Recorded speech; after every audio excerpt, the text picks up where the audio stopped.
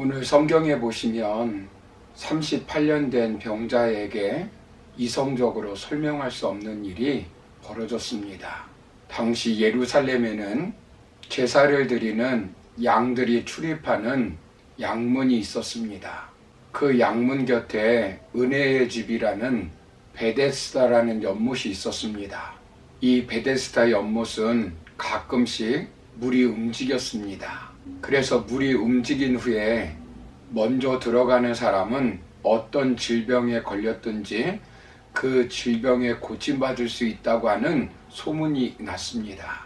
그래서 불치병으로 고생하는 많은 환자들이 입소문을 타면서 한 가닥 소망을 가지고 베데스다 연못에 모였습니다. 이 연못의 이름은 은혜의 집, 자비의 집이었지만 실제로는 우리가 사는 세상처럼 경쟁의 집 1등만이 살아남는 전쟁터였을 것입니다. 본문 4절을 보시면 물이 움직이면 먼저 들어가는 사람만이 낫게 되는 것입니다. 이것이 우리가 살고 있는 삶의 터전이고 현장입니다. 모여있는 사람들 사이에 누군가 소리를 쳤을 것입니다. 물이 움직인다. 물이 솟아오른다. 그 소리를 듣자마자 모든 일을 뒤로하고 쏜살같이 물을 향해서 뛰어들어갔을 것입니다. 그런데 자신은 치료가 되지 않았습니다. 그러면 사람들은 누군가 제일 먼저 들어간 사람이 있었을 텐데 이 사람은 다 나아서 집에 돌아갔겠지? 라며 자주 섞인 목소리로 이야기했을 것입니다. 이런 일이 반복되면 나에게 이런 일이 일어날 수 있겠어? 라고 냉소적이고 비관적으로 생각할 수 있습니다. 오늘 본문에 나와 있는 38년 된 이 병자는 몇 년 동안 이곳에 와 있었는지는 정확히 알 수가 없습니다. 그렇지만 38년 동안 베데스다 연못에 희망을 걸고 계속 여기에 있었지만 고침을 받지 못한 것이 확실합니다. 얼마나 냉소적이고 비관적이었겠습니까? 그런데 예수님이 그 병자에게 네가 낫고자 하느냐라고 질문합니다. 그러자 무엇이라고 말합니까? 본문 7절을 보시면 병자가 대답하되 주여 물이 움직일 때에 나를 못에 넣어주는 사람이 없어 내가 가는 동안에 다른 사람이 먼저 내려가나이다 라고 말합니다. 즉 병 낫기 경쟁에서 늘 실패했다는 것입니다. 그 이유가 첫 번째로 연못에 넣어줄 사람이 없다는 것입니다. 성공할 수 있는 외적 도움이 없다는 것입니다. 아버지가, 어머니가, 형제가, 이웃들이 자신을 베데스다 연못에 넣어주지 않아서 이렇게 38년 동안 패배자로 살고 있다는 것입니다. 모든 것을 남 탓하는 것입니다.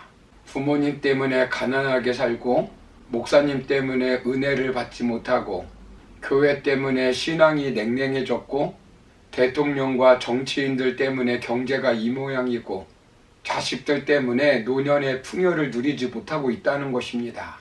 모든 불행의 원인을 외부에서 찾는 것입니다. 둘째는 자신이 다른 사람들보다 빠르지 못하다는 것입니다. 성공할 능력이 없다는 것입니다. 계속해 보았는데 별 수 없다는 것입니다. 모든 불행의 원인을 내부에 돌리는 것입니다. 이렇게 되면 패배주의자가 됩니다. 아무리 해도 안 된다는 냉소주의자가 되는 것입니다. 뭐 되겠어? 뭐 변하겠어? 뭐 잘 되겠어? 뭐 사람 다 그렇고 그렇지라고 생각해 버리는 것입니다. 혹시 우리 성도님들 계속 실패로 인해서 이런 일은 도저히 되지 않을 거야 라고 생각하는 일이 있습니까? 그 문제를 어떻게 해결하고 있습니까? 패배주의에 빠져 있는 우리는 어떻게 이 문제를 해결할 수 있겠습니까? 이 사람은 어떻게 일어났을까요? 먼저는 예수님은 베데스다가 아니라 예수님 방법으로 일어나기를 원하십니다. 본문 8절을 보시면 예수께서 이르시되 일어나 네 자리를 들고 걸어가라 하시니라고 말씀합니다.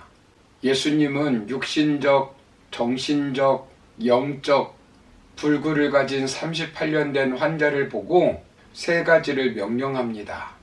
첫 번째는 먼저 일어나라는 것입니다. 두 번째는 내 자리를 들으라는 것입니다. 셋째는 걸어가라는 것입니다. 일어날 수 없는 그에게 일어나라는 것입니다. 실패하는 방법 적고 성공할 수 있는 방법 붙들고 일어나라는 것입니다. 방법의 변화를 통해서 일어나라는 것입니다. 베데스다 연못에 들어가야만 꼭 낫는다고 생각하지 말고 예수님이 제시하는 방법 붙들고 일어나라는 것입니다. 예수님의 방법은 무엇입니까? 본문 6절을 보시면 예수께서 그 누운 것을 보시고 병이 벌써 오래된 줄 아시고 이르시되 네가 낫고자 하느냐라고 말씀합니다. 그는 아무도 자신에게 도움을 주지 못한다고 했습니다. 그러나 예수님의 눈길이 그에게 가고 있습니다. 누운 것을 보셨다고 했습니다. 병이 오래된 줄을 알고 계셨다고 했습니다. 그는 아무도 자신의 처지, 자신의 아픔, 자신의 눈물, 자신의 고통, 자신의 사정을 몰라준다고 했지만 예수님은 그의 아픔을 보고 계셨고 예수님은 그의 고통과 눈물과 사정을 알고 계셨습니다. 여러분, 나의 고통, 나의 눈물, 나의 실패, 나의 어려움, 다른 사람은 몰라도 예수님은 다 아십니다. 남편도, 자식도, 아내도, 친구도 다 나를 버린다 할지라도 절대로 예수님은 우리를 버리시지 않습니다. 오히려 주님은 우리와 함께 하십니다. 우리가 이 땅에서 살아갈 때 내 힘으로 풀 수 없는 문제들이 다가올 때가 있습니다. 내 마음대로 해결하지 못하는 부채와 질병, 고치지 못하는 성격으로 절망하고 우리 스스로 해결할 수 없는 인간의 한계, 능력의 한계, 인식의 한계가 다 있습니다. 그러나 얼마든지 예수님께 은혜를 받으면 그 어떤 문제도 해결받을 수 있습니다. 문제는 예수님에 대한 소망과 간절한 바람, 견고한 믿음이 있어야 합니다. 예수님은 지금도 이 시간에 찾아오십니다. 예수님은 어떤 분이십니까? 본문 21절을 보시면 아버지께서 죽은 자들을 일으켜 살리심같이 아들도 자기가 원하는 자들을 살리느니라 라고 말씀합니다. 예수님을 이런 분으로 믿으십니까? 사랑하는 성도 여러분, 예수님을 만나 예수님에 대한 기대와 믿음을 가지고 일어나 자리를 가지고 걸어가시기 바랍니다. 간절히 바라면 예수님이 은혜를 주시면 어떤 불구도 극복하고 일어나 자리를 들고 걸어가는 기적이 일어날 줄로 믿습니다.